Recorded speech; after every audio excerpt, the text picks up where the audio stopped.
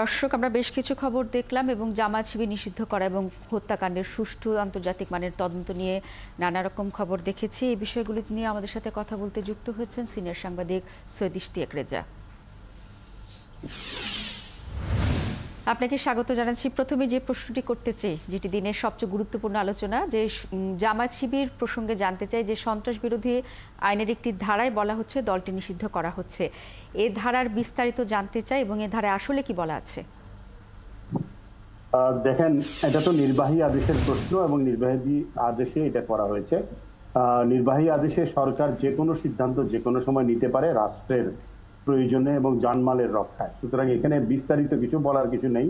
পুরোটাই রাষ্ট্র যে কোনো সময় যে কোনো সিদ্ধান্ত নিতে পারে নির্বাহী আদেশে, জনগণের জানমাল রক্ষায়, রাষ্ট্রকে রক্ষায়, সন্ত্রাস বিরোধী তৎপরতা দমনে, জঙ্গি তৎপরতা নিয়মনে অথবা রাষ্ট্র বিরোধী যে কোনো তৎপরতা দমনে। এইটাই হলো এই আইনের বিস্তারিততা। সুতরাং এখানে সন্ত্রাস দমন আইনে জামাতকে নিষিদ্ধ করা হয়েছে। তবে আমরা যেটা দেখলাম যে সাম্প্রতিক কোটা সংস্কার আন্দোলনকে কেন্দ্র করে সারা দেশে যে সহিংসতা হয়েছে, এতগুলো মানুষের মৃত্যু হয়েছে, এত সম্পদ ধ্বংস হয়েছে, তার পরিপ্রেক্ষিতে সরকার একটা রাজনৈতিক সিদ্ধান্ত এসেছে, যেটার বাস্তবায়ন ঘটেছে আবার নির্বাহী আদেশের মাধ্যমে। এইটাই হলো মূলত এই আইনের এখনকার পর্যন্ত ব্যাখ্যা। যে জামায়াত শিবির যখন নিষিদ্ধ করা হচ্ছে, নিশ্চয়ই একটি প্রতিক্রিয়া আসতে পারে, অভিঘাত আসতে পারে। সেটি মোকাবেলায় আসলে সরকার কতটা সক্ষম বলে আপনি মনে করছেন?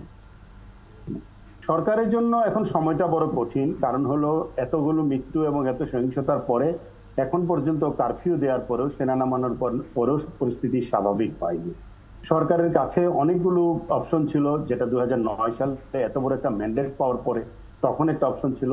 গণজাগরণ মঞ্চের সময় সবচেয়ে সুবর্ণ সুযোগ ছিল জামাতকে নিষিদ্ধ করার।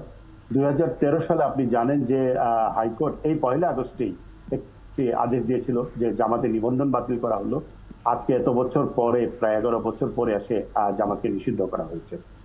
আমরা তখন যেটা দেখেছিলাম যে আইনমন্ত্রী আমাদের একবার 2016 সালে বলছিলেন যে জামাতে ইসলামকে বিচার করার জন্য উপযুক্ত আইন থাকতে হবে এবং সেই জন্য 1973 সালের ইন্টারন্যাশনাল ক্রাইমস ট্রাইব্যুনাল অ্যাক্ট সেটা সংশোধন করার উদ্যোগ নেওয়া হচ্ছে, সেই কথাও তিনি বলেছিল।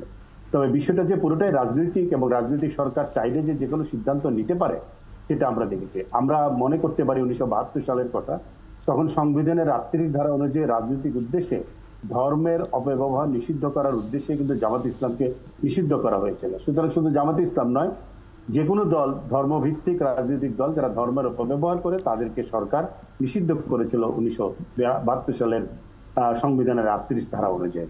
কিন্তু 76 সালের আবার দেখলাম 38 নম্বর অনুচ্ছেদ বাতিল করে দিয়ে ধর্মভিত্তিক রাজনৈতিক দলগুলোকে তখনকার সরকার অনুমোদন দেয়, যার কারণে জামাত ইসলাম আবার ফিরে আসে, প্রথমে ইসলামিক ডেমোক্রেটিক লীগ হিসেবে, পরবর্তীতে জামাত ইসলাম হিসেবে। এখন দেখেন ফল আউটটা কি হবে, যেটা আপনি প্রশ্ন করছেন। একটা হলো জামাত একটি ক্যাডার ভিত্তিক এবং ইসলামী ছাত্র শিবির রাজনৈতিক সংগঠন। তারা 2013, 14, 15 এই সময়টাতে যুদ্ধাপরাধের বিচারের সময় আমরা দেখেছি যে কতটা ভয়ঙ্কর হয়ে উঠতে পারে।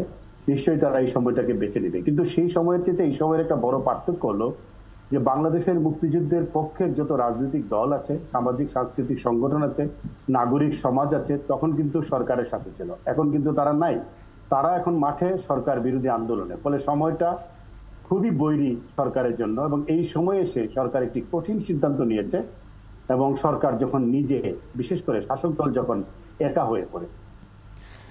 ইশতিয়াক রেজা, আপনি একটু আগে বলছিলেন যে নতুন দল গঠন করে একসময় এসেছিল, সেক্ষেত্রে নিষিদ্ধ করার পরে হয়তো যারা জামায়াত শিবির করেন তারা হয়তো অন্য ছোট দলগুলিতে ভিড়তে পারেন অথবা নিজেরাও দল গঠন করতে পারেন। সেক্ষেত্রে অন্য দলগুলির কি ভূমিকা নেওয়া উচিত, এবং যদি নতুন দল গঠন করতে চায় সেক্ষেত্রে সরকার বা নির্বাচন কমিশনের পক্ষ থেকে যখন সেটি নিবন্ধন করতে হয় তাদেরই বা কি পদক্ষেপ নেওয়া উচিত বলে মনে করেন? জামাত ইসলাম নিষিদ্ধ ছিল নির্বাচন কমিশনে, কিন্তু তারা কিন্তু নির্বাচন করেছে, অন্য দলের নামে নির্বাচন করেছে। বিশেষ করে বিএনপির সহায়তা তারা তো সব সময় পেয়ে আসছে, এবং বিএনপির তারা ক্ষমতার অংশীদার ছিল। যুদ্ধ অপরাধীদের তারা জাতীয় পতাকা উপহার দিয়েছিল মন্ত্রী বানিয়ে। সুতরাং বিএনপি এখনো যে কাজটা করবে, নিঃসন্দেহে তাদেরকে কোনো না কোনো ভাবে আশ্রয় দিবে।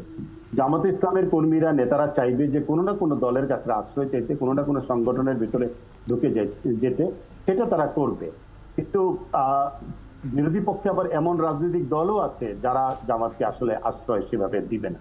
সুতরাং মাঠের রাজনীতিতে একটা দ্বন্দ্বিক পরিস্থিতি তৈরি হবে এবং সেটা কোন দিকে যায় সেটা হলো আমরা হয়তো অদূর ভবিষ্যতে দেখতে পাবো। তবে যে ন্যায্যতার প্রশ্ন যেটি আপনি করেছেন যে কারো উচিত হবে কিনা, সে উচিত অনুচিতের রাজনীতি তো বাংলাদেশে আসলে সেভাবে এখন আর নাই। ন্যায্যতার অন্যায্যতার প্রশ্নটাই আসলে হারিয়ে গেছে। সেই জায়গা থেকে দেখলে আমাদেরকে আসলে অপেক্ষা করতে হবে। তবে জামাতে ইসলাম সংগঠন নিষিদ্ধ হলেও তাদের কর্মীরা নেতারা রাজনীতি করবে এবং তারা কোনো না কোনো রাজনৈতিক পক্ষ থেকে সমর্থন পাবে, এটা আপনি নিশ্চিত থাকতে পারেন। অর্থাৎ আপনি যেমনটি বলছেন যে বাংলাদেশের বাস্তবতায় জামাত শিবির নিষিদ্ধ হলেও তারা কোনো না কোনো রাজনৈতিক আশ্রয়ে আবারও দল খুঁজে নেবে।